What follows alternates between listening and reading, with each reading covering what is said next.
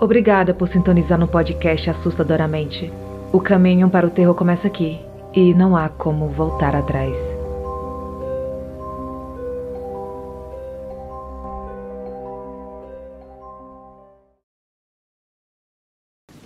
Garoto no velório.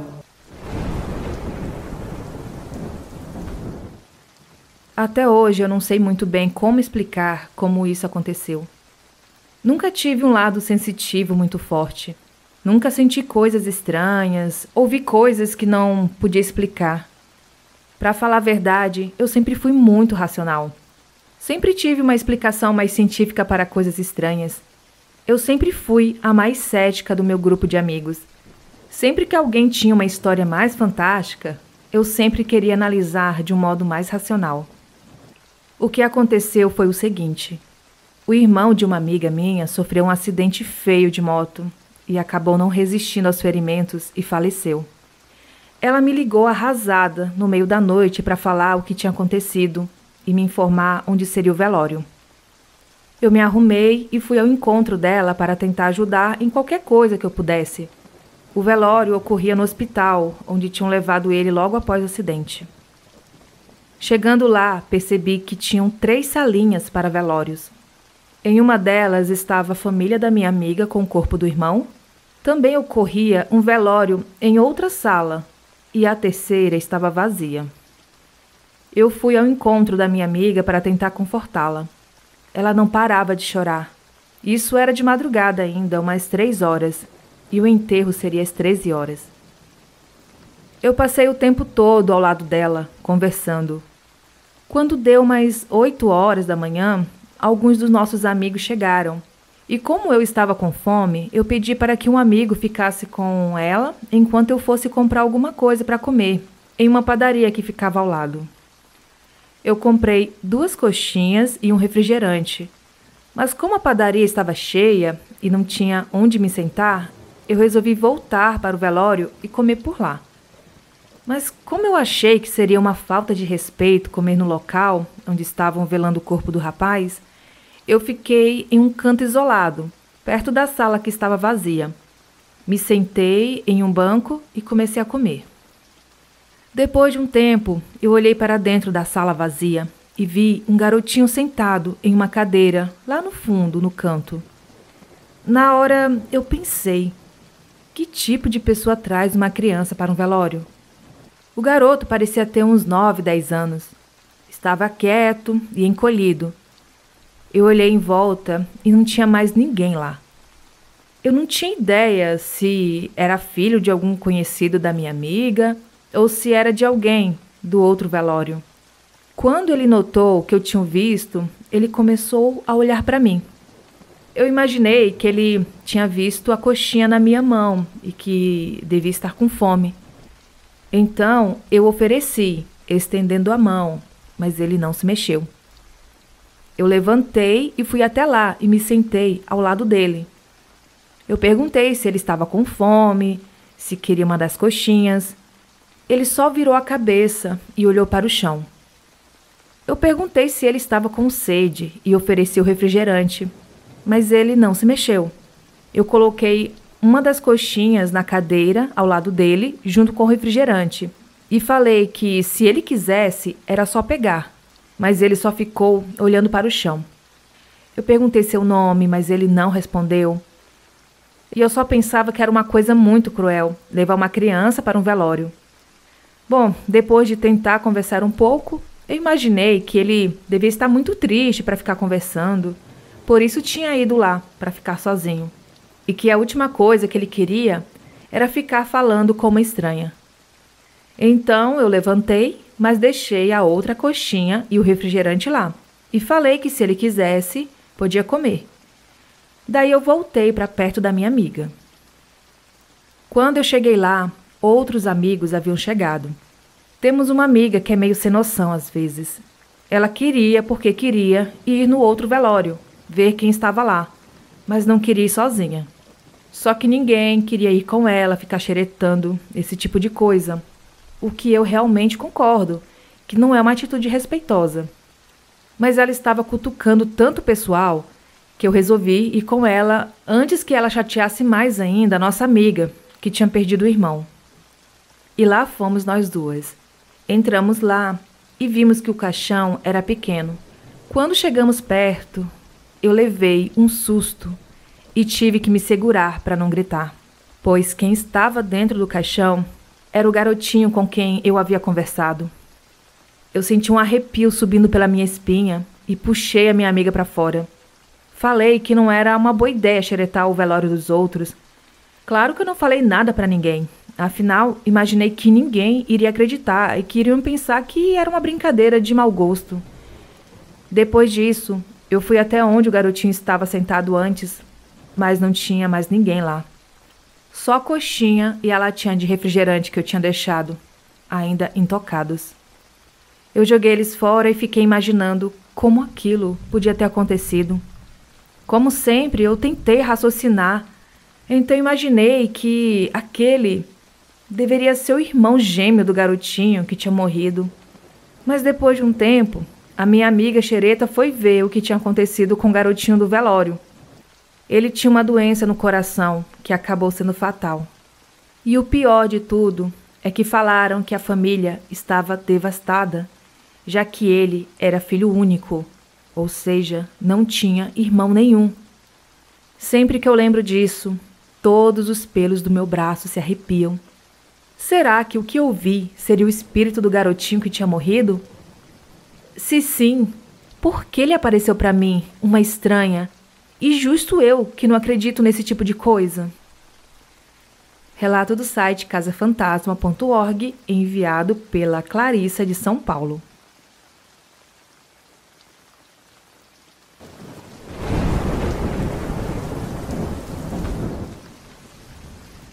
A casa do meu tio.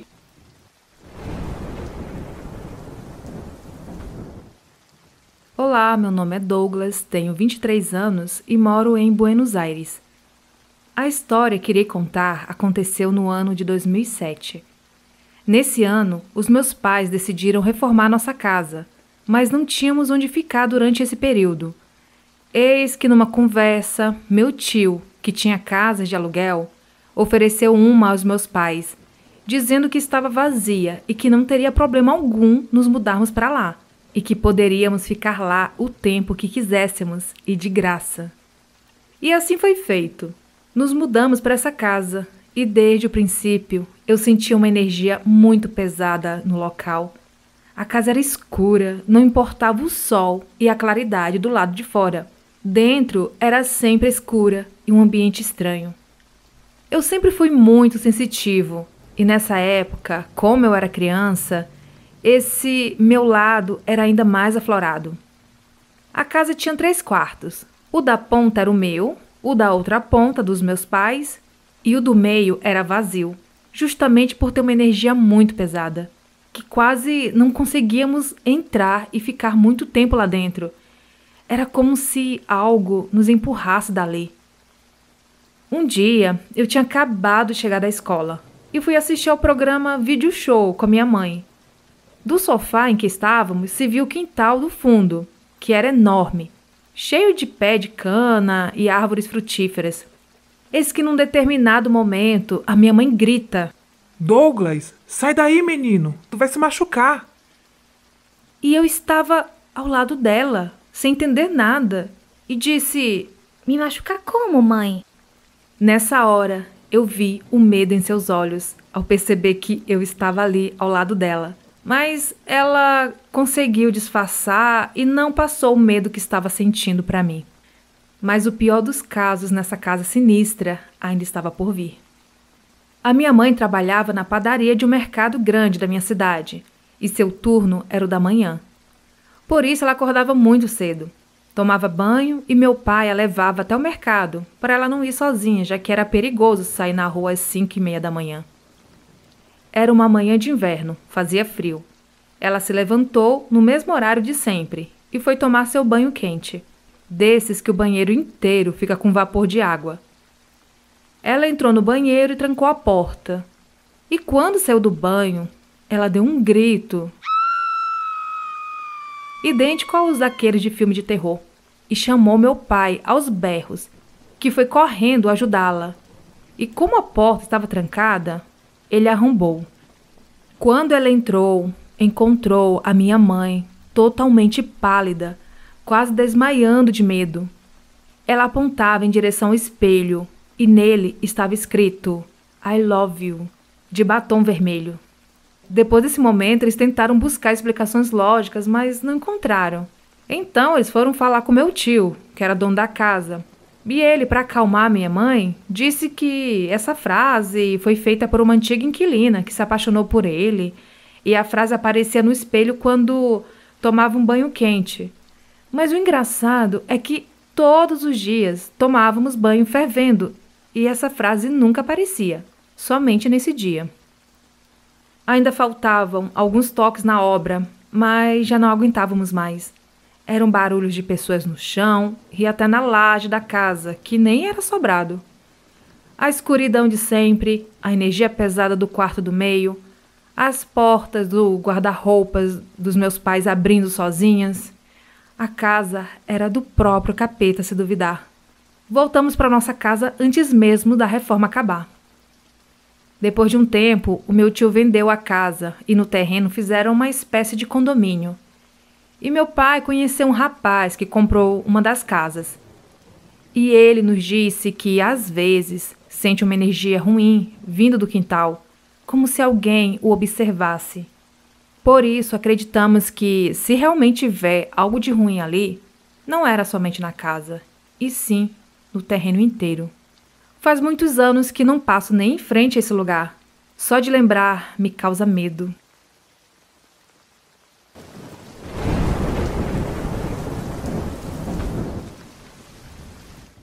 Minha casa fantasma.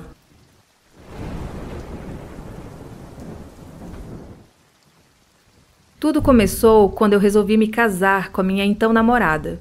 Tínhamos juntado um bom dinheiro, o suficiente para arranjar uma casa para morarmos e começar a tocar nossa vida juntos.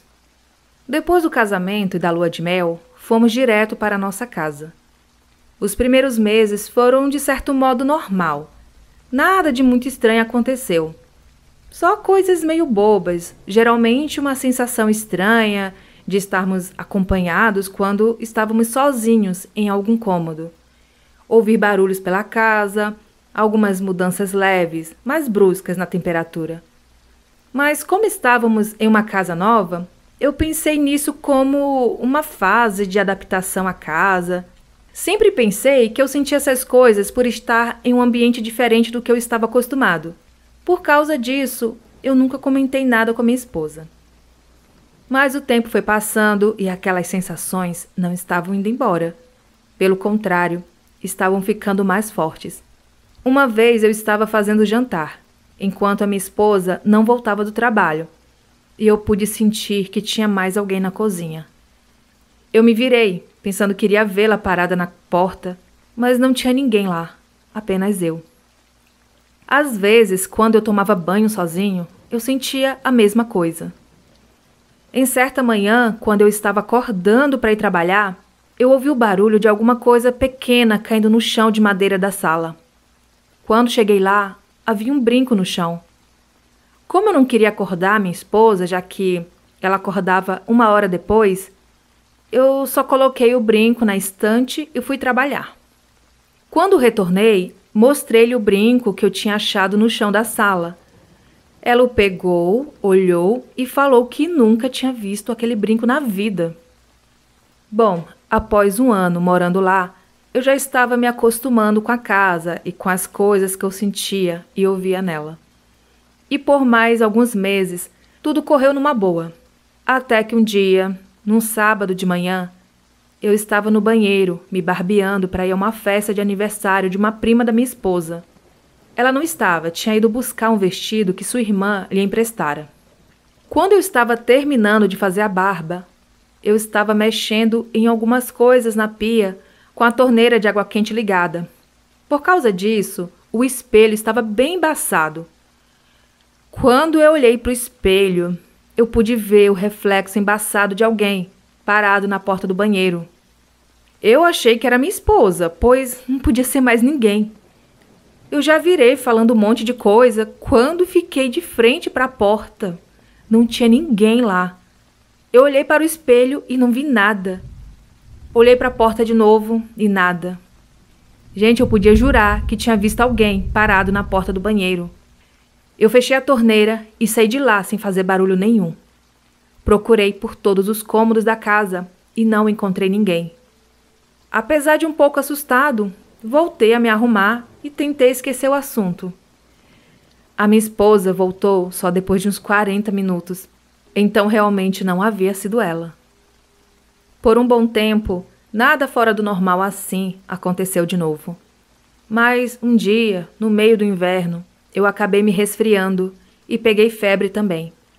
Como não estava muito legal, acabei não indo trabalhar. Era uma sexta-feira.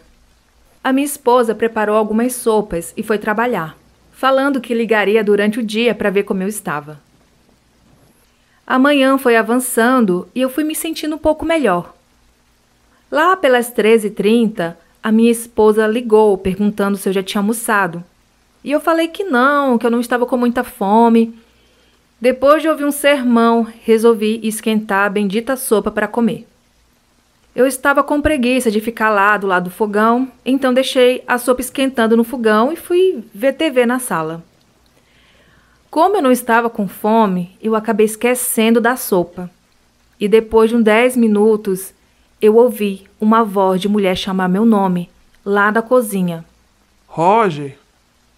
Eu fiquei meio assustado com aquilo. Quem poderia ser? Eu fui até lá e não tinha ninguém. Então vi a sopa no fogo, que já estava quase completamente queimada. Eu procurei e não achei ninguém na casa. Aproximadamente um mês após esse ocorrido, eu estava vendo TV na sala com a minha esposa. Ela se levantou e foi ao banheiro. Pouco tempo depois, eu a vi passando pelo corredor e entrando na cozinha. Eu fui atrás para ver se ela ia fazer algo para a gente comer. E já entrei conversando. Só que a cozinha estava vazia. Então, eu escuto a voz dela atrás de mim. Com quem você tá falando? Com você. Como você saiu da cozinha sem eu te ver? Eu estava no banheiro e não na cozinha. Mas eu vi você entrando na cozinha. Gente, isso foi muito estranho. Foi aí que eu resolvi abrir o jogo para ela. Eu falei tudo que eu já tinha visto, sentido e ouvido. Ela olhou para minha cara como se eu fosse um louco e começou a rir, perguntando se eu achava que a gente tinha um fantasma em casa. E eu falei que nem eu acreditava, mas eu já estava começando a ficar sem explicação para tudo de estranho que andava acontecendo. Mas tudo acabou ficando por isso mesmo. Algumas semanas depois, eu acordei no meio da noite, com uma voz sussurrando o meu nome no meu ouvido. Eu olhei meio sonolento para minha esposa e ela estava dormindo. Então eu escutei a voz novamente, só que dessa vez mais distante. Quando eu olhei para a porta, vi uma pessoa. Estava escuro e eu só conseguia ver uma forma, mas eu não me assustei. Então aquela figura se virou e foi para a sala.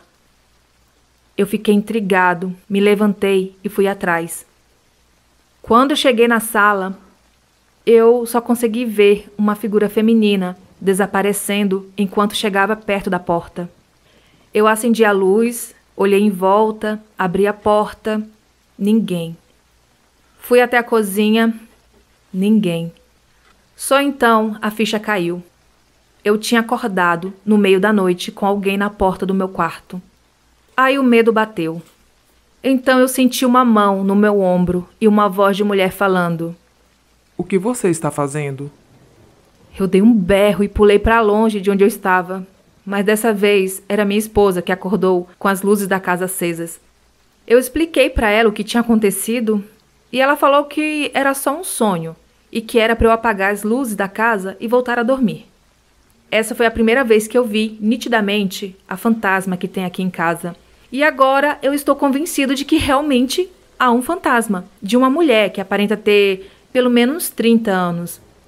Como eu não falo muito com os vizinhos, eu não sei se aconteceu algo aqui. A minha esposa ainda não acredita nessa história. Mas também a fantasma só aparece para mim. Por que ela faz isso, eu não sei. Mas eu já me acostumei com isso. Às vezes ela chama o meu nome, às vezes faz alguns barulhos pela casa, mas nunca causou mal a ninguém. E essa é a minha história. Pode não ser assim muito assustadora, mas é real. Relato do site casafantasma.org, enviado pelo Roger, de São Paulo.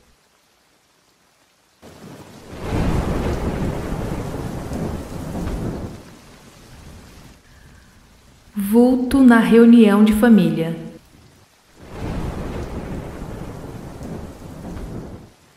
Meu nome é Bruna, falo de São Paulo, capital, e vou contar uma história que já aconteceu há algum tempo.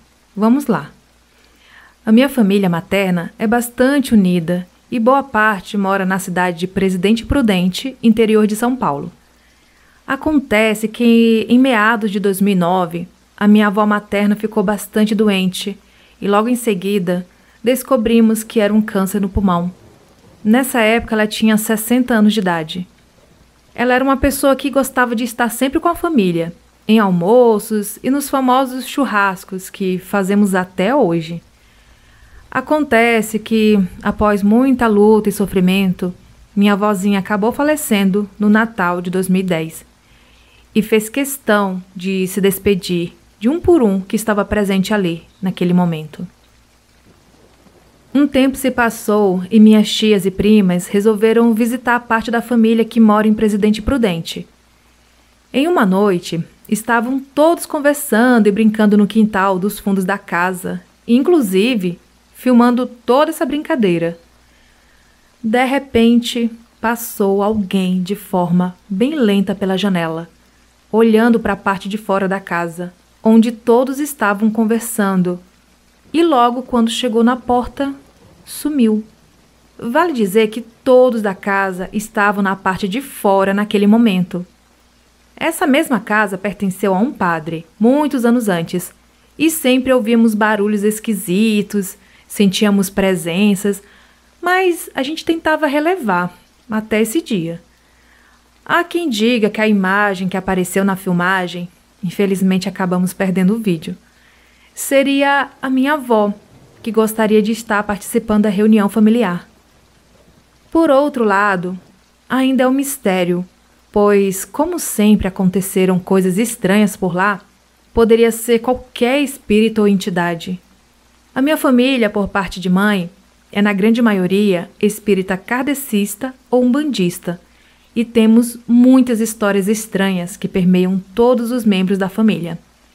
E é isso o relato enviado pela Bruna Marques. Obrigada, Bruna. Se tiver mais histórias, pode enviar. Você falou aqui que sua família tem muitas histórias estranhas. Já fiquei curiosa.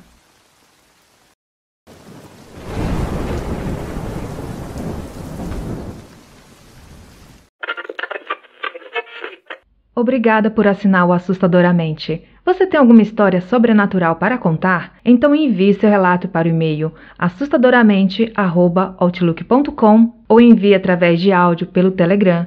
Siga as redes sociais do podcast. Os links estão na descrição do episódio.